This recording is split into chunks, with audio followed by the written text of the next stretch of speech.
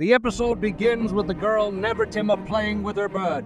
Nox, she calls him, and he perches on her arm. Then we see Dan, who tells Nevertima that birds of a feather flock together and informs Lies that he knew Nevertima was training the bird Nox, but didn't expect her to progress this far. Nevertima always surprises them. Lies suggests that they make Nox fly farther tomorrow. Nevertima agrees, but the sadness on her face is evident. Dan asks Nevertima what's wrong, and she reveals that she might not be able to come as often now, as she needs to focus on studying. The scene transitions to Nevertima in her room, where Margus enters and informs her that she has brought the teacher who will instruct her from now on. The teacher introduces herself as Anli Disa. Nevertima is impressed by her elegance, considering her attire and hair, which resembles a complete artistic masterpiece. Margus leaves to prepare some tea, and Anli informs Nevertima that they must first work on improving her way of speaking. Anli knows from the head servant Margus that Nevertima addresses her parents as Mama and Papa. Nevertima shakes her head, and Anli hits her, expressing disappointment that Nevertima didn't react more appropriately. We see Margus entering the room again, saying that they seem to be getting along well. Anli expresses confidence that they will become close friends, and Nevertima talks to herself, asserting that this teacher is undoubtedly her enemy. Anli then proceeds to strike Nevertima multiple times, stating that she has a bad attitude and advising her to always maintain composure. After the lesson, Anli asks Nevertima what she will say at the end of the lesson next time. Nevertima responds with a simple present. Anli acknowledges that Nevertima is learning the basics, but mentions that there is still much to teach. She reveals that she taught Ralfried-sama and Carnadia-sama, both talented students, and she intends to transform Nevertima into a proper ladylike. Then the scene shifts to Nevertima sitting on her bed with her bird, Nox, next to her.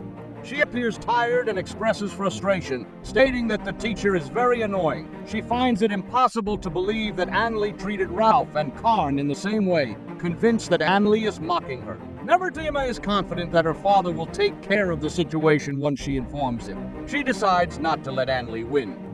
In the morning, we see Nevertima with the teacher, and Anli scolds her for being late again. Nevertima smiles, thanking Anli for her guidance and promising to be more careful in the future. Nevertima then speaks to herself, warning not to underestimate the fake smiles and flattery she learned in her past. Anli continues the lesson, focusing on history.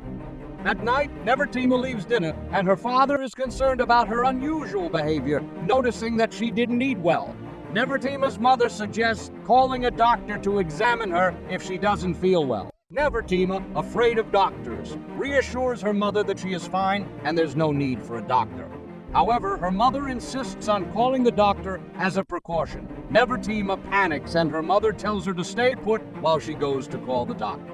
When alone, Nevertima's mother follows her and advises her to tell the doctor if something is wrong. Nevertima protests, saying she's fine, but her mother insists as a precaution. Nevertima screams and runs away, expressing her fear of doctors. However, her brother Raph uses his magic to hold her in place. Nevertima gets angry at Raph for using magic in such a way, finding it unjust. Raph asks her to think of something to tell their mother.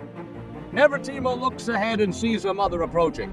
She tells her mother that everything is fine, but in her mind, she believes that if her mother catches her, she won't let her leave until she reveals the truth about Anli. Then her mother spoke, stating that Nevertima should have consulted them, since she can't handle her problems alone. The girl responded that if she told her mother anything about the teacher, she would be permanently Her mother affirmed that she would indeed do so, and then asked if Nevertima had a strategy to defeat Anli. She explained that Anli is known as a perfect lady, and Nevertima won't outshine her in politeness. If she challenges her, it must be on Anli's terms, or she won't stand a chance. Her mother advised her to learn everything she can from Anli, as she needs to understand her opponent first. Nevertima realizes that her mother wants her to make Anli confess to her misdeeds. Nevertima then informed her brother Raph about her mother's plan. Raph used his magic to heal Néma's body, making her feel lighter. He assured her that if she ever felt terror again, she should let him know so he could help her with his magic. He wanted her to bloom into a beautiful lady, and Nevertima was overjoyed, thanking him for his assistance. The mother, at that moment, emphasized that this matter would remain a secret between the three of them. She asked Nevertima to do her best, and the young girl was elated. A year later, Néma grew a little older, surprising her father with her beauty and elegance. He couldn't believe another year had passed, and that Néma had become even more stylish. Néma credited it all to the guidance of her teacher, Anli. Anli, proud of her, expected nothing less from a well-mannered girl from the Osvi family, closely related to the royal family. In Néma's thoughts, Anli possessed a stunning appearance, but her actions did not evoke the feelings of a true lady. There was something strange about her that Néma couldn't understand. Later, Néma visited Paul and asked him about Anli. He handed her some papers explaining that when they considered hiring her as a teacher, they investigated her but found nothing worrisome. However, some of her relatives were devoted believers in a troublesome church. Néma was shocked when she recalled the troublesome monks from that church. She found the church very annoying, continuously talking about things that shouldn't exist. Now, she understood the strange feeling that had. Then comes the time for Néma's lessons, where the teacher talks to her about the kingdom of Gashi, surrounded by several countries, each with a different climate. Néma mentions that she heard about the city of Ikoko in the southwest, suffering from drought, impacting crops and causing food shortages. The neighboring countries sought help from the church, and ultimately their kingdom, along with 2 other states, decided to provide assistance. The teacher then inquires about the Church of Creation, questioning why they don't help in such matters. Néma, aware of Ikokoko's severe situation, believes they should help. Upon hearing this, the teacher becomes visibly tense and reveals that Ikokoko has committed many wrongs, and the church refuses to assist them because they are wicked. Néma questions how the teacher can be certain that the drought is The teacher explains that their priest informed them of this, but Néma disagrees, stating that all creatures are creations of the same one God, and there's no meaning in punishing them. The teacher counters, describing Ikokoko as a savage state harboring monstrous individuals, and nobody knows what they might do next. Néma now understands the teacher's perspective. Then she asks if the teacher has met anyone or any monstrous person from that country, to which the teacher responds with a firm no. It is truly terrifying, Néma reflects, to get close to them. Néma thought to herself that the condescending arrogance stemming from blind adherence to beliefs was beyond her imagination. She then spoke to Anli, expressing her disbelief that someone like her could be so audacious as to be biased against her. Néma told Anli that this wasn't teaching. It was just violence driven by her anger at Néma's insult. She didn't want to become a despicable person who despises those she has never met. Néma asked if Anli was trying to imply that this perspective is the right one for a noble lady. As the Duke Osvi's daughter, Anli advised her to bow her head in response. Néma disagreed, stating that the purpose of the conversation was to deepen their understanding of each other. Anli left in frustration, and Néma rejoiced, considering it a victory. The scene then shifted to Néma's room, where she spoke with her bird Nox, expressing her exhaustion. Néma's father noticed a mark on her cheek and became very angry at Anli, but Néma insisted he not interfere as it was her problem. She only warned Anli. Néma heard that Anli apologized to her father, requesting to continue as her teacher. Later, Tame mentioned that her teaching sessions had reduced, and she began teaching a variety of things alongside etiquette. These lessons were enjoyable. The scene then transitioned to Néma with a horse, and her father informed her that their family was responsible for the northern territories of the Gashi Kingdom. He proposed taking her to check the situation there since her schedule had become less dense. Excited, Néma agreed, mentioning her anticipation of encountering many fluffy animals in the cold north. They used a spell for long-distance travel, and upon arrival, Arnos welcomed them, expressing his pleasure at their visit from a distant place. Néma then introduced herself, and Arnos assured her they had prepared a carriage for them. Overjoyed, Néma opened the door and was surprised to see snow, something she had never witnessed in this world before. Nefertime was overjoyed at the sight of the snow, which brings joy to the hearts. Suddenly, she froze as snow covered her completely. Her father aided her with a magical spell, warming her body so that she no longer felt the cold. He then told her that she couldn't escape like that, as the weather here was different from the capital. She needed to wear proper heavy clothes suitable for the cold. When she put on the heavy clothes, she felt warmth and joy, and her father was pleased with how she looked in them. He informed her that they would travel to their destination by carriage, aiming to reach it by nightfall. They boarded the carriage, and Neferthoma looked out of the window in sheer delight at the snow. After getting out and playing in the snow with her father, they continued their journey.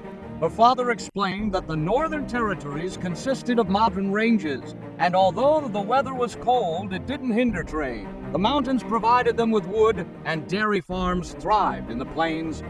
As they approached the capital, winter crops resilient to the freezing weather became visible. Neferthoma compared the place to Hokkaido or the Tohu region and hoped to find many delicious things and rare creatures. In the evening, they reached their destination, where the man thanked her father and welcomed them. He considered her father the pillar of their town and expressed gratitude for their hospitality. Neferthoma suddenly noticed that the snow didn't clump together in this. In the evening, Neferthoma enjoyed a delicious meal and requested more. A lady offered to prepare canned lunch for her the next day, surprising Nef. Later, her father informed her that they would enter the forest the next day, which had become extremely dangerous due to increased monster attacks. The knights were dispatched, but their numbers were insufficient. They planned to establish a military base for the knights and wanted Neferthoma to be a mediator with the fire dragon. Neferthoma was astonished by this and asked her father, "Are you going to ask the fire dragon to eliminate all the monsters here?" In her thoughts, she feared that the entire forest might burn down. Her father reassured her, stating that he was confident the dragon had valuable information and was hoping for some guidance.